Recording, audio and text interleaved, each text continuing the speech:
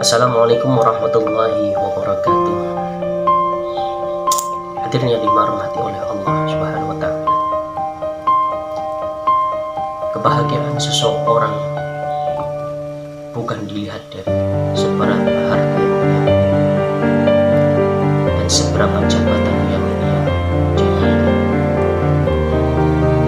Karena kalau kebahagiaan itu dilihat dari segi berapa kali harta yang kita miliki, seberapa uang jabatan yang kita jabati, kita bisa lihat orang-orang yang memiliki seperti itu semua malah kurang bersyukur. Banyak sekali apalagi khususnya di negara Indonesia yang korupsi. Padahal kalau kita lihat beliau-beliau yang korupsi itu adalah orang-orang yang berpendidikan, orang-orang yang memiliki harta. Tetapi kenapa dia harus korupsi, mengambil uang rakyat? Karena satu, orangnya bersyukur atas Allah yang diberikan. Jadi banyak sekali orang-orang yang di sana kurang bersyukur sehingga uang rakyat pun menjadi sasaran. Banyak orang yang berdusta jabatan-jabatan yang ia jabati. Dalam kitab Nasaihul Ibad menjelaskan orang yang paling bahagia itu seperti orang yang apa.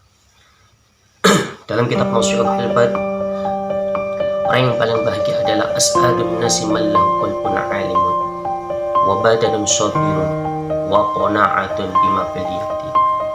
Orang yang paling bahagia ialah orang yang memiliki hati yang mengetahui bahwa Allah selalu bersama.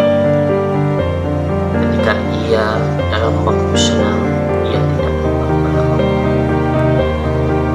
Dan dia ketika dalam keadaan susah, ia tidak merasa susah karena ia mengetahui bahwa Allah selalu bersama.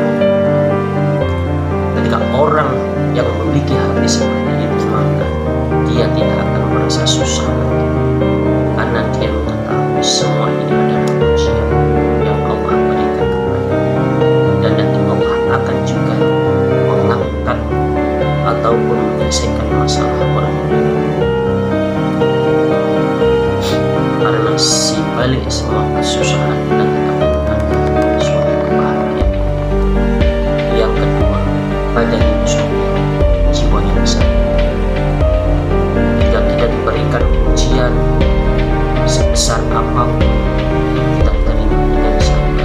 Insya Allah ujian itu akan kita lewati tanpa kita melakukan hal-hal yang Allah larang, seperti dengan boros, mencuri, ataupun dengan hal-hal yang lain. Karena ujian itu pasti Allah berikan kepada manusia. Karena itu sudah janjinya Allah Subhanahu wa Ta'ala dalam surat Al-Baqarah, وَلَنَبْلُوَنَّكُمْ بِشَيْءٍ مِنَ الْخَوْفِ وَالْجُوعِ وَنَقْصٍ مِنَ الْأَمْوَالِ وَالْأَنْفُسِ وَالثَّمَرَاتِ وَبَشِّرِ الصَّابِرِينَ. Sungguh aku telah memberikan ujian kepada kalian semua dengan sesuatu, yakni dari ketakutan, kelaparan, kekurangan harta, kekurangan jiwa. Artinya jiwa kita bisa Allah mengambil salah satu keluarga dari kalian, bisa anak, bisa istri, ataupun orang-orang terdekat yang kalian sayang. Kemudian Allah mengurangi buah-buahan yang ada di bumi. Tetapi Allah memberikan satu janji bahwa jika ada orang yang dapat bersabar melewati semua ujian yang Allah berikan, maka Allah memberikan janji basyir sabir, berikanlah kabar gembira kepada orang yang bersabar.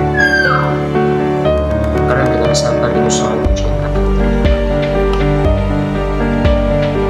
Dan Allah juga memberikan satu janji kepada orang-orang yang selalu bersabar, yaitu pahala yang berlimpah, sesuai dengan janjinya Allah dalam surat Az-Zumar ayat 10, innama yuwaffas sabiruna ajrahum